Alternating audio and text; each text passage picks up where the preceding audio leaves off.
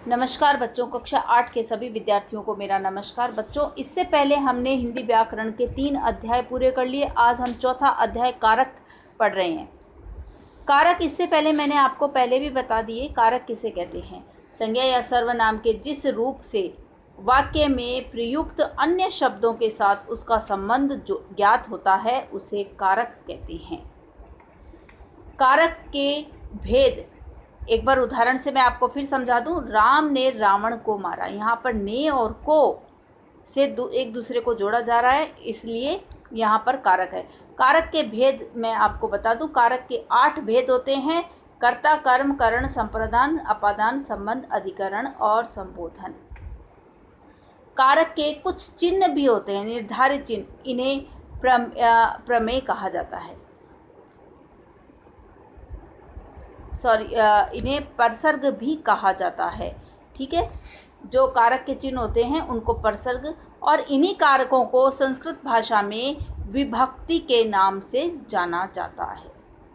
अब हम हर एक कारक की विश्लेषण करते हैं।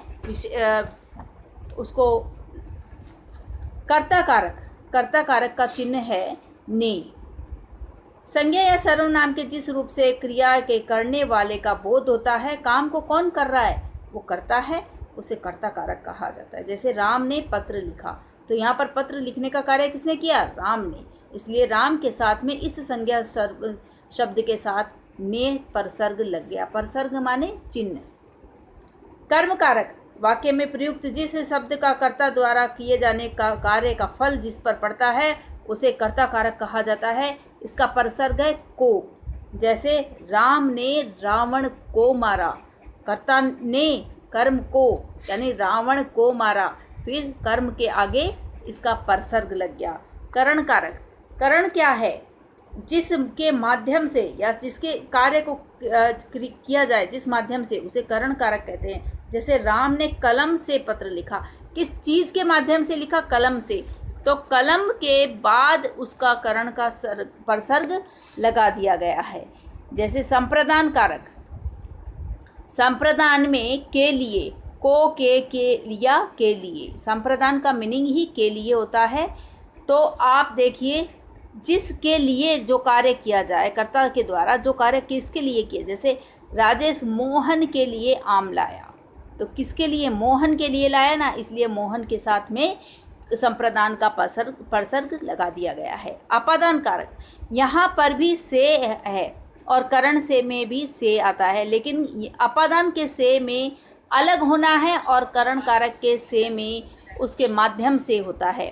जैसे पेड़ से पत्ते गिरे, तो यहाँ पर अलग हो गए। पेड़ पर थे अभी तक टच किए हुए, अब इससे अलग हो करके नीचे गिर गए हैं, तो यहाँ पर अपादान कारक आता है। ये संबंध कारक, काके की, इसका परसर्ग है काके की, यानी एक वाक्य में एक संज्ञा या शब्दों का दूसरी संज्ञा शब्दों से या एक वाक्य का दूसरे वाक्य से संबंध बताना संबंध कारक है। जैसे यह तुम्हारा घर है, इस घर का संबंध किससे है? तुमसे है।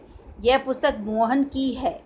अधिकरण कारक, में और पर, किसी चीज़ के अंदर होना या किसी चीज़ के ऊपर होना, ये अधिकरण कारक का परसर्ग है।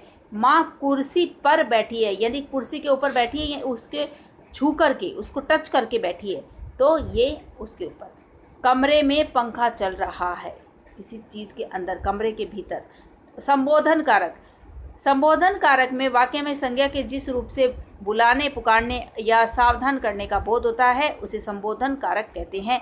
जैसे अरे मोहन, बालकों कहाँ जा रहे हो, इनमें संबोधन दिया गया है। अब देखिए बच्चों, आप इन्हीं सभी कारकों की परिभाषा लिखेंगे और एक एक उदाहरण जरूर लिखेंगे। अभ्यास प्रश्न देखिए। राजू ने लाठी से सांप मार दिया। इस वाक्य में लाठी से यानी किसी चीज़ के माध्यम से, तो यहाँ पर आएगा करण कारक। छात्र पुस्तक पढ़ रहे हैं, वाक्य में शब्द है, वाक्य में पुस्तक शब्द है, क्या कर्म कारक या करण कारक, अपादान या संप्रदान? कौन सा है? कर्म कारक।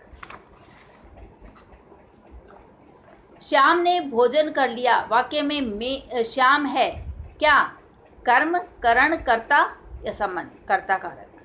श्याम ने भोजन किया, कर्ता कारक। राकेश घोड़े से गिरता है, यहाँ पर अपादान कारक, क्योंकि अभी तक घोड़े पर था, अब उससे नीचे गिर गया। देवकी नंदन महेश को भोजन देता है, यानी को यहाँ पर किसका संबंध है? संप्रदान, अपादान या संबंध? संबंध कारक। पांचवें में व संप्रदान, अच्छा भोजन को या के लिए एक ही बात है, संप्रदान कारक आएगा। ठीक है, अब आप लघुत्रात्मक और निबंधात्मक प्रश्न अपनी उत्तर पुस्तिका में करेंगे और सभी कारकों की परिभाषा और एक एक उदाहरण जरूर लिखेंगे। धन्यवाद।